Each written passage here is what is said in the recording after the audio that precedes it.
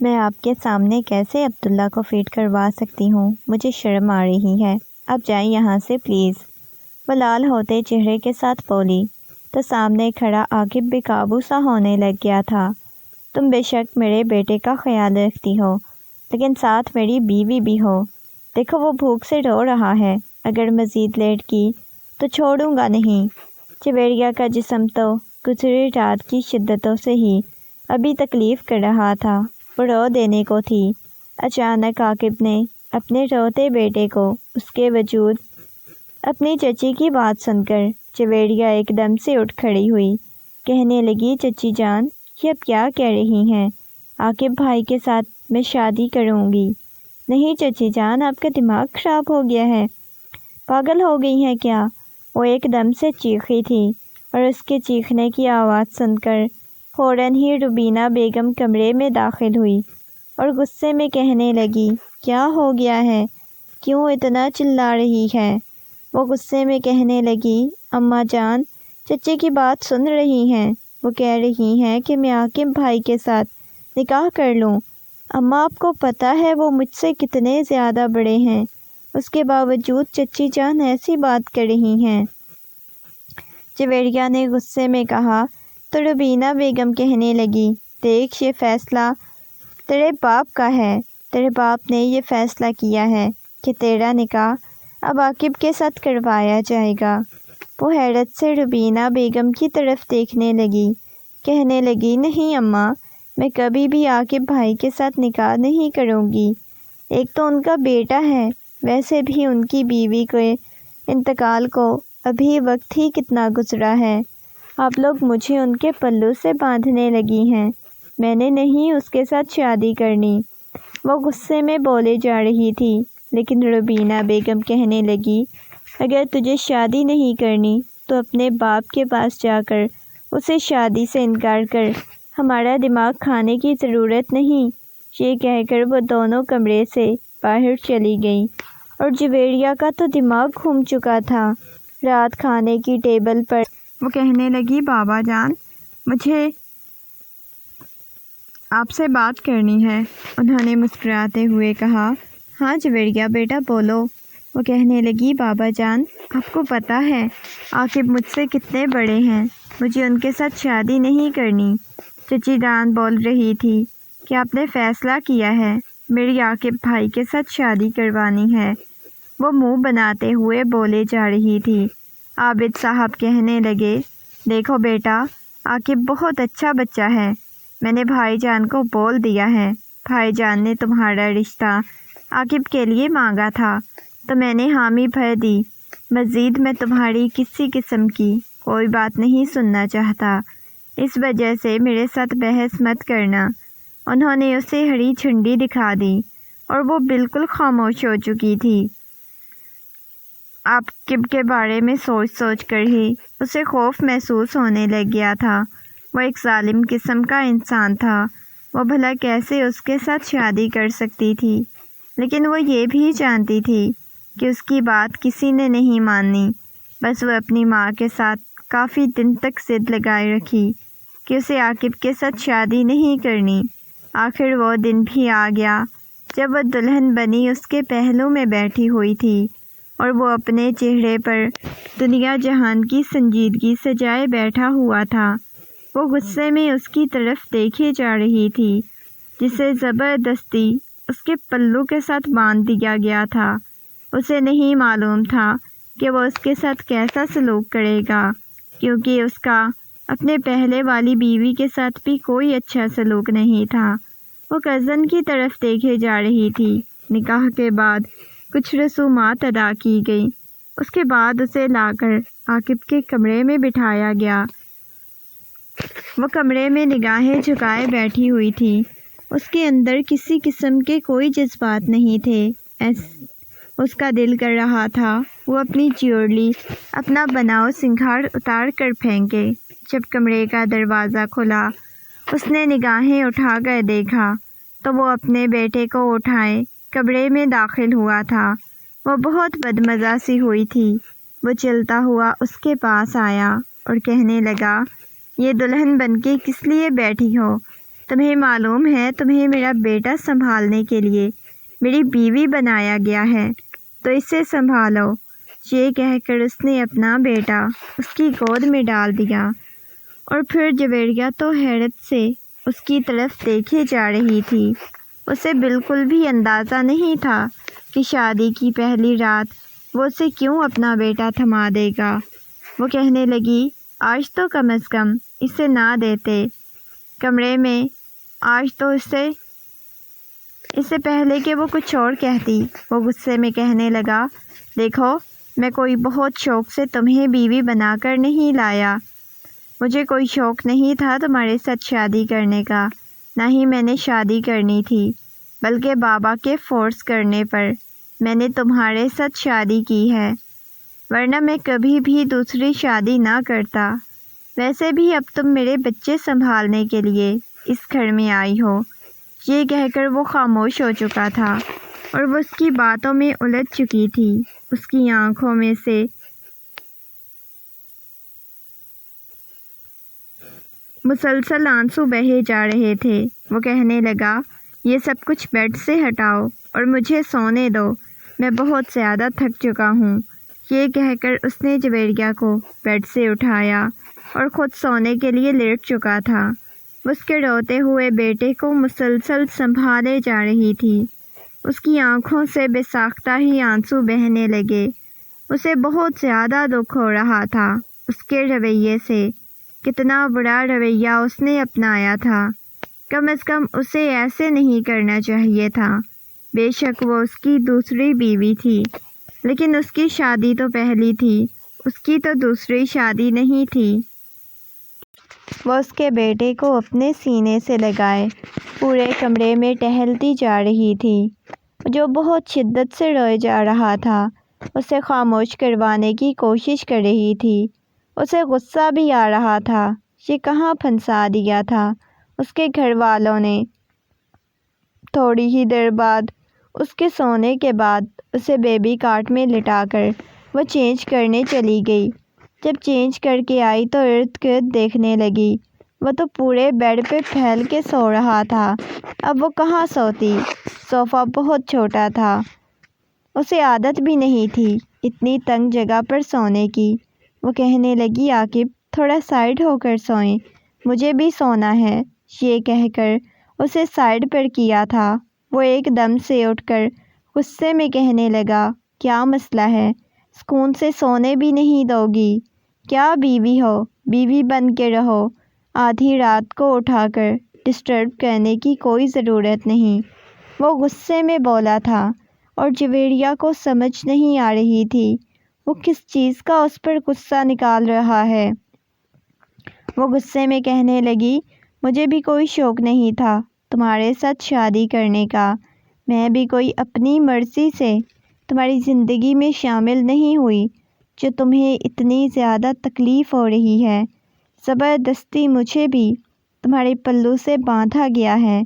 بابا کے کہنے پر میں نے تم جیسے انسان کے ساتھ شادی کی ہے، ورنہ کبھی بھی تم جیسے انسان کے ساتھ شادی نہ کرتی۔ یہ کہہ کر وہ غصے میں تکیہ اٹھاتی ہوئی صوفے کی طرف چلی گئی تھی۔ وہ جانتا تھا کہ وہ بدتمیز ہے، لیکن اس قدر بدتمیز ہوگی اسے اس چیز کا بالکل بھی اندازہ نہیں تھا۔ وہ تو گہری نیند سو چکی تھی، لیکن عاقب اٹھ کر بیٹھ چکا تھا۔ وہ کبھی بھی نہیں چاہتا تھا کہ جویریہ کی اس کے ساتھ شادی ہو۔ اسے معلوم تھا کبھی بھی اسے اپنی بیوی نہیں سمجھ سکتا، کیونکہ وہ اپنی پہلے والی بیوی سے بہت زیادہ محبت کرتا تھا۔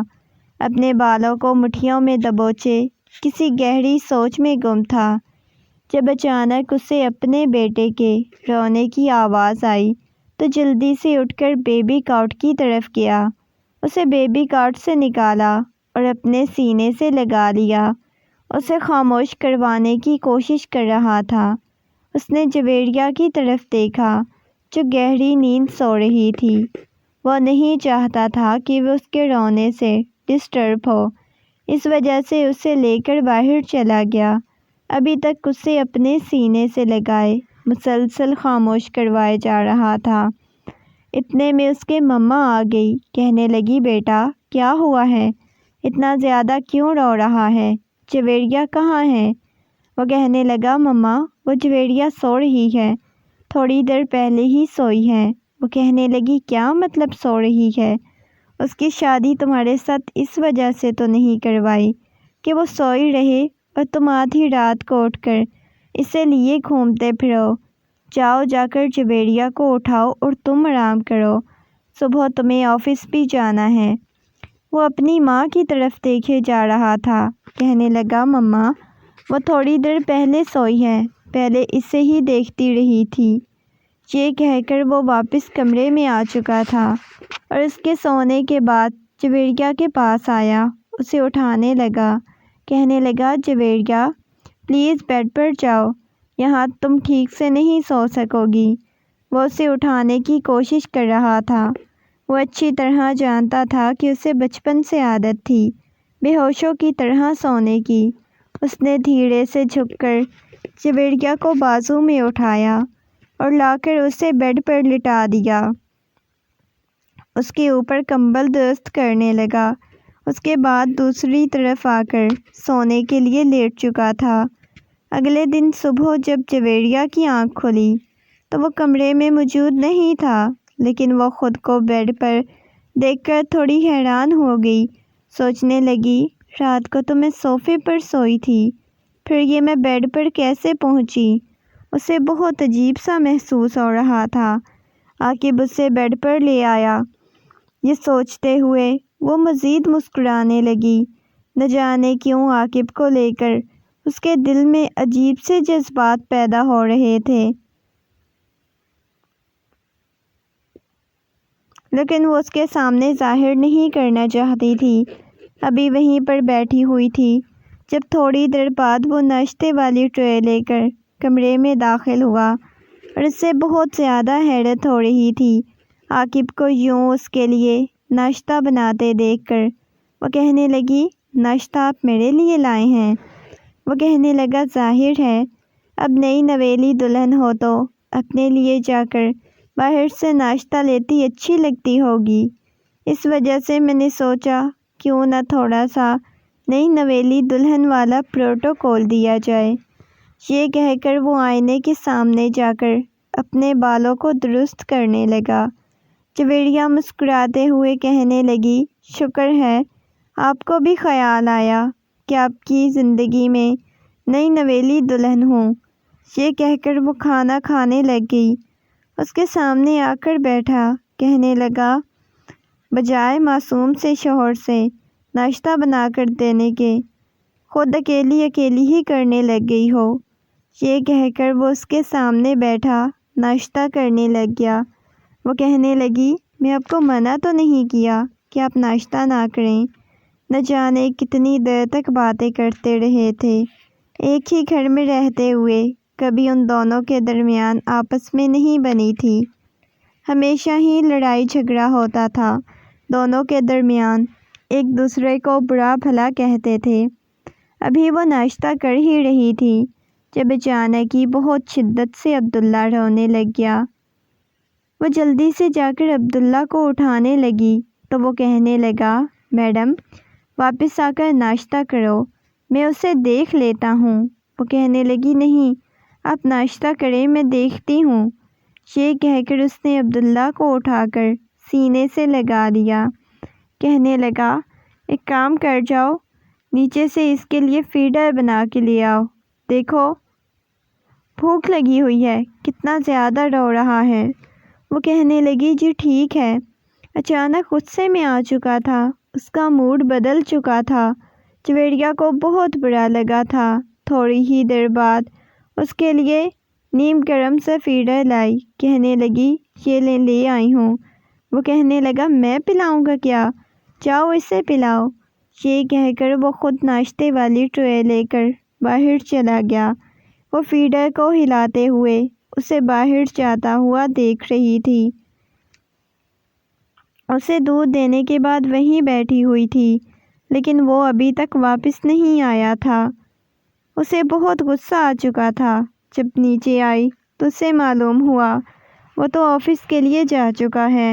اسے حیرت ہوئی، دوبارہ کمرے میں آیا، باہر سے آفس کے لیے چلا گیا۔ اسے بہت افسوس ہو رہا تھا۔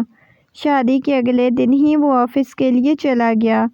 حالانکہ جویریہ تو پہلے شادی تھی، وہ تو بہت کچھ ڈیزرو کرتی تھی، اسے تو بہت کچھ چاہیے تھا، لیکن باتوں سے ہی بیوی سمجھ رہا تھا، صرف اپنے بیٹے کی ماں سمجھ رہا تھا، اس سے زیادہ اسے کچھ بھی نہیں سمجھ رہا تھا۔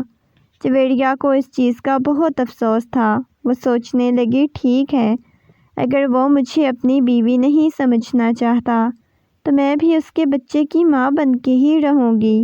وقت گزرتا جا رہا تھا۔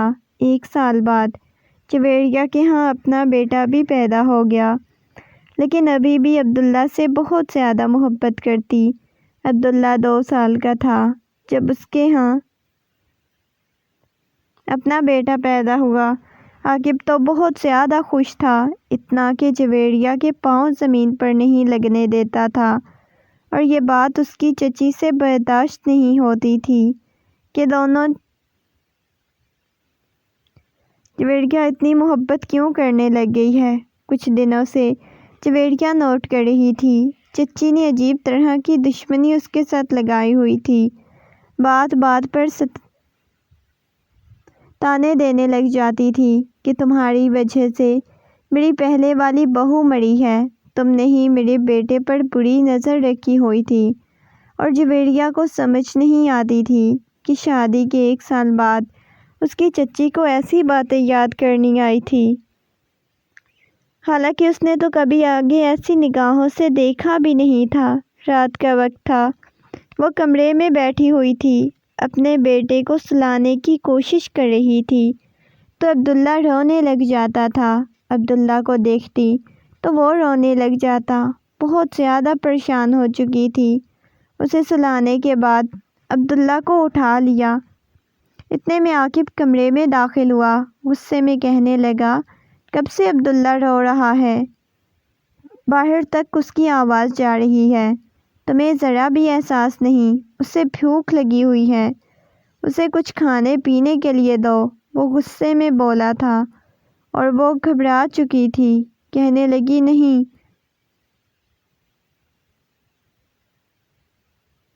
اس نے دودھ پیا ہے، اب کیوں پریشان ہو رہی ہیں؟ وہ کہنے لگا، سو گیا ہے، تو یہ ابھی تک کیوں نہیں سویا؟ تمہارا زیادہ لاڈلا ہے، میرا بیٹا ہے نا، اس وجہ سے تم اس کا خیال نہیں رکھتی۔ وہ غصے میں بولے جا رہا تھا۔ اس کی اگلی بات سن کر وہ نگاہیں جھکائے کہنے لگی، یہ اب کیا کر رہے ہیں عاقب؟ وہ کہنے لگا، اسے بھوک لگی ہوئی ہے، جتنا بولا ہے اتنا کرو، ورنہ بہت بڑی سزا دوں گا۔ اس کی بات سن کر وہ نگاہیں جھکا چکی تھی، اسے کل والی سزائیں نہیں بھولی تھی۔ نہ جانے عاقب کو کیا ہوتا جا رہا تھا۔ وہ اس بات میں سر ہلاتی ہوئی کہنے لگی، ٹھیک ہے، جیسا آپ بولیں۔ اس کی آنکھوں میں نمی تیرنے لگ گئی۔ وہ بلکونی میں جا کر کھڑا ہو گیا، کافی دیر تک سگریٹ پیتا رہا۔ تھوڑی دیر بعد جویریہ بھی بلکونی کے پاس آئی۔ اچانک ہی اسے پیچھے سے اپنے بازوؤں کے حصار میں لے لیا، کہنے لگی، آپ کو کیا ہوا ہے؟ مجھے بتائیں نا، آپ اتنا غصہ کیوں کر رہے ہیں؟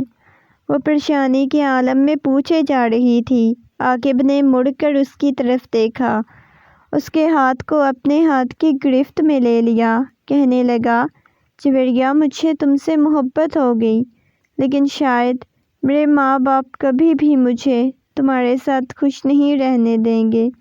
میں بہت ڈسٹرب ہوں، کہیں تم مجھے چھوڑ کے چلی نہ جاؤ۔ وہ پریشانی کے عالم میں بول رہا تھا۔ وہ کہنے لگا، تمہیں پتہ نہیں، میری پہلے والی بیوی نے اپنی جان دی ہے، صرف مما کی باتوں کی وجہ سے، اور یہ رات صرف میں جانتا ہوں۔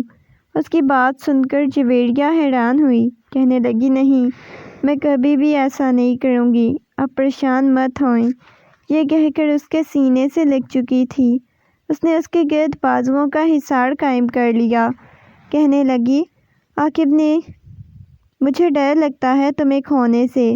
جویریہ، نہ جانے کیوں تم سے اتنی محبت کرنے لگ گیا ہوں، یہ کہہ کر میں کچھ بھی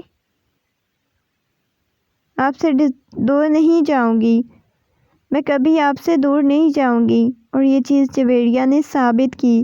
اس کی ماں کی ہر طرح کی باتیں سننے کے باوجود اس نے کبھی اپنے اور عاقب کے رشتے کے درمیان دراڑ نہیں آنے دی۔